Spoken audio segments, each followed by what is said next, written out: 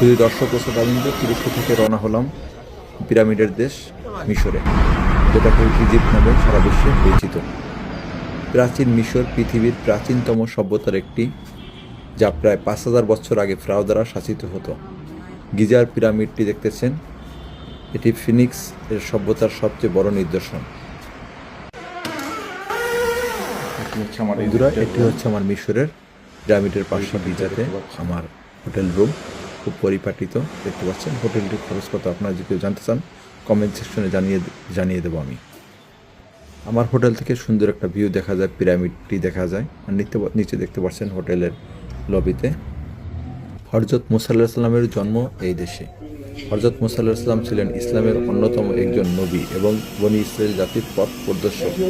যাই হোক বন্ধুরা, আমি আমার আগের রুমটি চেঞ্জ করে আমি সেপারেট একটি রুম নিলাম একা থাকার জন্য। আমি 10 দিনের মতো ছিলাম এই মিশরে, এই হোটেলটিতে। এবং হোটেলটির খরচ কেমন পড়ছিল আপনারা কমেন্ট সেকশনে জানতে চাইলে জানিয়ে দেবো। এরপর আমি আসলাম একটি আরবি মিশরীয় ট্র্যাডিশনাল রেস্টুরেন্টে। দেখতে পাচ্ছেন একটি মুরগি স্টিক নিয়েছি এবং রাইস নিয়েছি। আসলে রেস্টুরেন্টের খাবারটা ছিল খুবই ভালো, ফ্রেশ।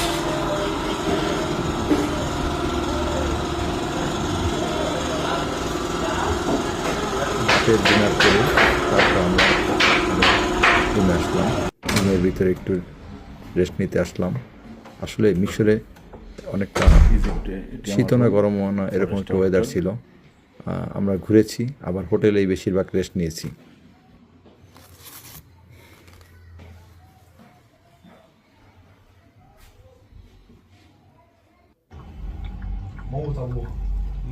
ঘুরতে ঘুরতে অনেক ক্লান্ত হয়ে গেছিলাম, তাই একটি ফেসিয়াল করে নিলাম।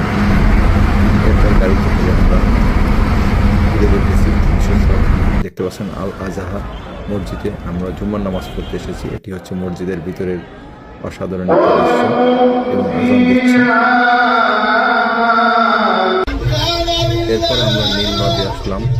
নীল নদ ঘুরে দেখতেছি এবং ট্রেডিশনাল যে ড্যান্স আছে সেগুলি উপভোগ করতেছি। এবং দেখতে পাচ্ছেন আমার পাশে যে নদীটি যাচ্ছে, এটিই কিন্তু নীল নদ।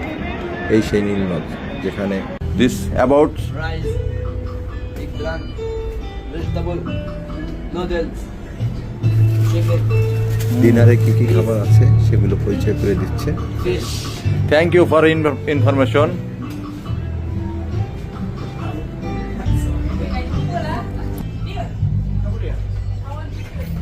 প্রাচীন মিশরের জালেম শাসক ফিরআউনের শাসন থেকে নিজ জাতিকে মুক্ত করার জন্য আল্লাহ তাকে অলৌকিক ক্ষমতার সৎ প্রেরণ করেছিলেন। পবিত্র কুরআনে সর্বাধিক আলোচিত নবী হলেন তিনি।